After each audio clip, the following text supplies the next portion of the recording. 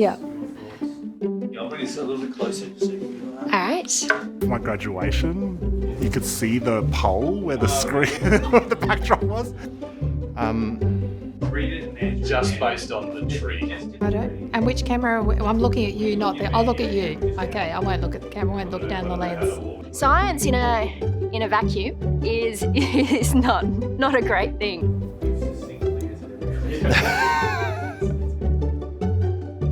I'm Ros Gleadow. I'm a professor in the School of Biological Sciences and I am a PhD supervisor. So it's all happening? It's all happening. Let's go for it. Okay, first question. What are some of the common characteristics that make a successful PhD candidate? I think the number one thing is that people are interested in the topic. You're going to invest a lot of time and energy in this over the next few years, and you need to be really interested. And if people are interested, then they'll be hungry for it and they will do the requisite amount of work. The other thing that I think is really important is being organised, just being able to manage your own time but that's not something you have to do at the beginning. It's something we can teach people how to do. So the first thing, I think the most important thing is to be interested in the topic. Okay, next question. Have you had to change your supervision style over the years?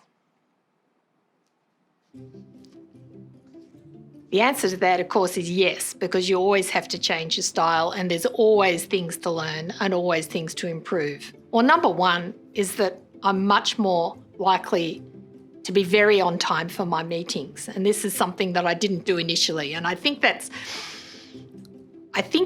comes out of the improvement in this is the growing respect for the students and their own time. The other thing I think is that I'm much more realistic about what can be achieved in the time. So that would be the two main things. I think otherwise it hasn't changed that much.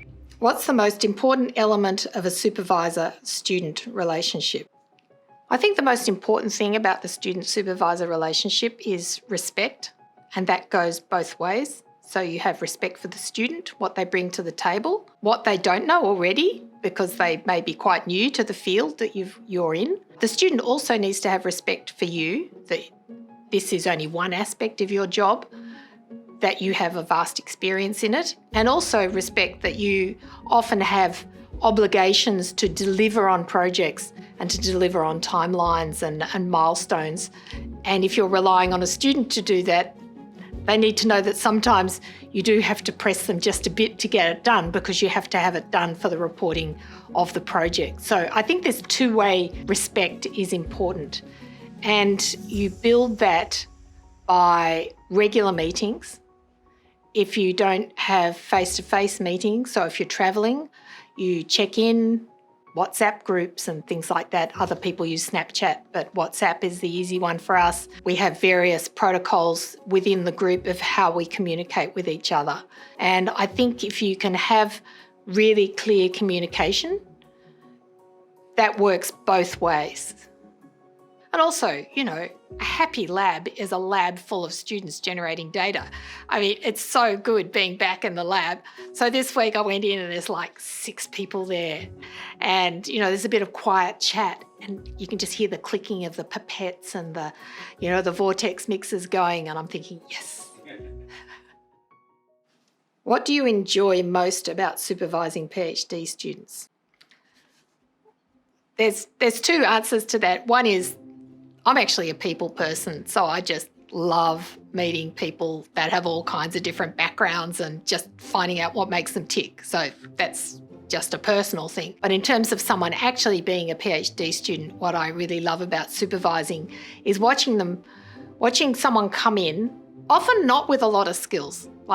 They might not know much about it. And then by the time they finish, I expect them to know more about the topic than I do. They should have read all the papers and they should have been, well, not all the papers, but, be really on top of it and be then teaching me things. I really find that incredibly rewarding and it keeps you very broad as a scientist to have these people around you who are making all these new discoveries. To watch a student come from not knowing very much about a topic and not knowing what's really involved, and seeing them develop their organisational skills and then mastering that and then going on and getting jobs in really prestigious institutes around the world. That is incredibly, incredibly satisfying. Let's try the last question. What are the main differences between your PhD and a PhD now? There's a couple of things that are different. I mean, broadly it's the same. I think now students have to be, and maybe want to be, more focused because the time constraints are greater. So you have to make sure you finish in time. That's good in some ways because it keeps you focused. The difficulty with that is that there's less opportunity for failure and relearning. So the way I overcome that, I always make sure that there is a part of their project which is, it's good science, but it's something that's going to generate data and be a good, straightforward experiment, and it's going to work, right? So you're going to have something that's going to work, but there always still needs to be a place for blue sky, something where they can just try something new and reach out. And some of those things, even in the last few years, have led to really, really important breakthroughs. That's it. That's it. Good. Thank you very Okay, much. good, thank you. For your time.